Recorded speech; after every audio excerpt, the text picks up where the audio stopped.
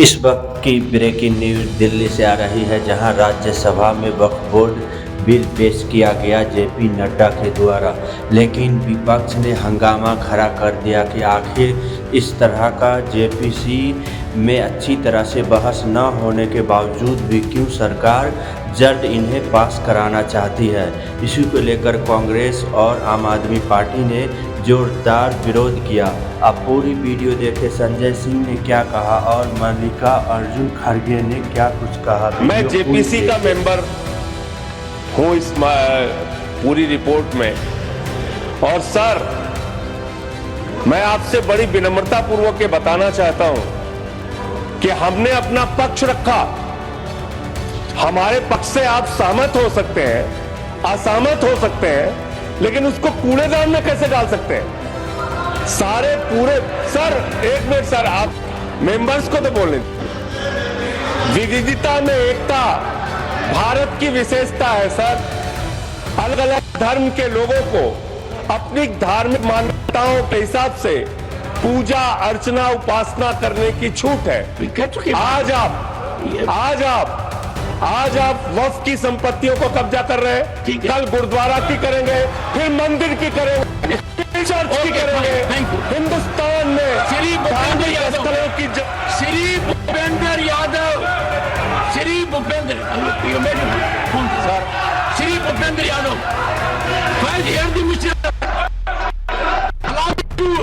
one second. No, I will allow the honorable minister. Sir, point of honorable minister. Sir, point of order. Honorable minister. Sir धन्यवाद। आपने जो सलाह हमको दी ठीक है, हम उसको मानते हैं, लेकिन यही तरीका अगर उधर वाले भी मान गए तो मैं समझता हूँ नड्डा साहब अपने मेंबर्स को बड़े कंट्रोल में रखे हैं। हमारा एक ही विषय है, जो वक्फ बोर्ड की जेपीसी की रिपोर्ट है, जिस रिपोर्ट में अनेक सदस्यों ने अपना डिसेंट नोट दिया है, वो नोट देने के बावजूद भी प्रोसीडिंग से निकालना और उन मेजॉरिटी मेंबर्स के व्यूज सिर्फ उसमें रखकर बुलडोज करना, ये ठीक नहीं है, ये कंडेमेबल है और एंटी डेमोक्रेसिक है, एंटी प्रोसीजर है। और दूसरी चीज नॉन स्टेक होल्डर्स बाहर से बुला के उनको जो होना, उन लोगों को खड़ा करके उनका स्टेटमेंट ले रहे, और जो इतने लोग पार्लियामेंट में जो भी डिसेंट नोट दिए हैं, क्या उसमें कोई एक पढ़ा लिखा नहीं है, कोई जानता नहीं है, और वक्फ बोर्ड एक्ट को कोई पढ़ा नहीं है? मेरे को बड़ा ताजुब लग रहा है। अरे आपको अगर कुछ करना भी है तो आप डिसेंट नोट के व्यूज को प्रिंट करके या अपने रिपोर्ट में डाल के बोलना चाहिए, उसके बजाय उसको डिलीट करके अगर कोई रिपोर्ट होती है मैं उसको कंडेम करता हूं, और ऐसे फर्जी रिपोर्ट को हम कभी नहीं मानेंगे, सदन कभी नहीं मानेगा। और जब प्रोसीजर फॉलो नहीं होती, वो पार्ट ऑफ इस हाउस का विभाग नहीं बन सकता। तो इसीलिए मैं आपसे विनती कर रहा हूं कि उनको डायरेक्शन दीजिए, जो भी रिपोर्ट आई है वो अगर वो रिपोर्ट में डिसेंट व्यूज नहीं है तो उसको वापस भेजिए, निकाल दीजिए, और उसके बाद में फिर एक बार, दो बार और एक बार आप पुनर्विचार करके उस सभी डिसेंट व्यूज को डाल के आप पेश कीजिए, फिर आगे क्या होता हम देख लेंगे। दूसरी बात सर, देखो दूसरी बात सर, आप मालूम है जब मेंबर्स एजिटेट क्यों होते हैं, ये सिर्फ उनका घर का सवाल नहीं है।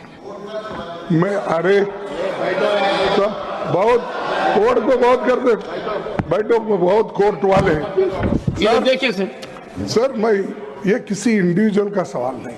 वो मेंबर्स जो आके एजिटेट कर रहे हैं तो कहीं अपने लिए नहीं, पूरे समाज के लिए, जिनके ऊपर अन्याय हो रहा है उस अन्याय के खिलाफ वो प्रोजेक्ट कर रहे हैं। और इससे देश के लिए भी ठीक है, क्योंकि we wanted a united all inclusive growth और पीसफुल रहना कंट्री, ये सभी हम चाहते हैं और उसके लिए हम मदद भी कर रहे हैं आपको।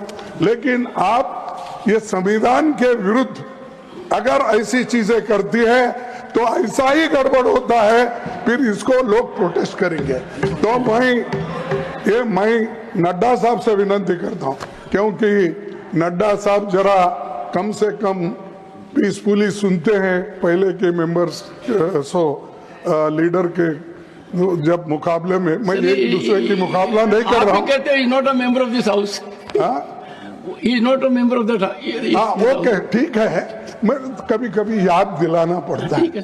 जैसा इतिहास का आप जिक्र करते हैं, राम का, विक्रमादित्य का, ये जैसा जिक्र करते हैं, वैसा मैं उनको ये बोल रहा हूँ कि आप प्रेसिडेंट भी हो, आपका इन्फ्लुएंस इसमें जरूरी है। आप इसको विड्रॉ करने के लिए, और इसको अनकॉन्स्टिट्यूशनल है, इसीलिए जेपीसी को फिर से आप भेजिए और इसको आप प्लेस करने के लिए।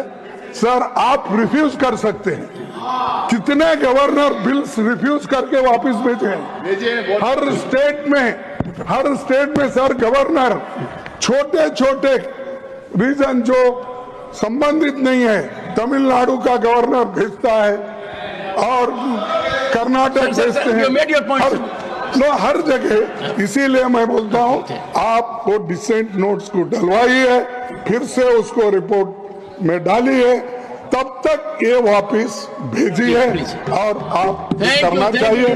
मैं आपसे विनती कर